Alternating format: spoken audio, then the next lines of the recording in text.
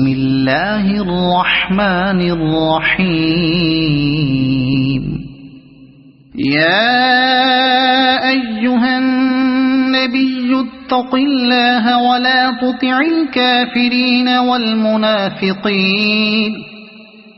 إن الله كان عليما حكيما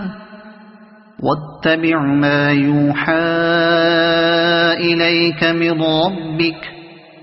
إن الله كان بما تعملون خبيرا وتوكل على الله وكفى بالله وكيلا ما جعل الله لرجل من قلبين في جوفه وما جعل أزواجكم اللائي تظاهرون منهن أمهاتكم وما جعل أدعياءكم أبناءكم ذلكم قولكم بأفواهكم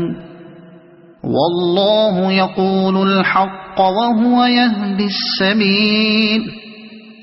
ادعوهم لآبائهم هو أقسط عند الله فإن لم تعلموا آباءهم فإخوانكم في الدين ومواليكم وليس عليكم جناح فيما أخطأتم به ولكن ما تعمدت قلوبكم وكان الله غفورا رحيما النبي أولى بالمؤمنين من أنفسهم وأزواجه أمهاتهم وأولو الأرحام بعضهم أولى ببعض في كتاب الله من المؤمنين والمهاجرين إلا أن تفعلوا إلى أوليائكم معروفا كان ذلك في الكتاب مسطورا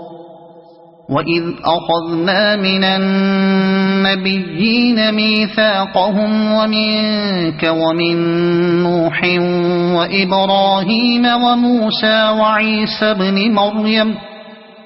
وأخذنا منهم ميثاقا غليظا ليسأل الصادقين عن صدقهم وأعد للكافرين عذابا أليما يا أيها الذين آمنوا اذكروا نعمة الله عليكم إذ جاءتكم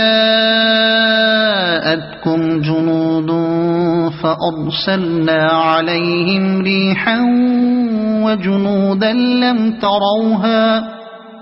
وكان الله بما تعملون بصيرا إذ جاءوكم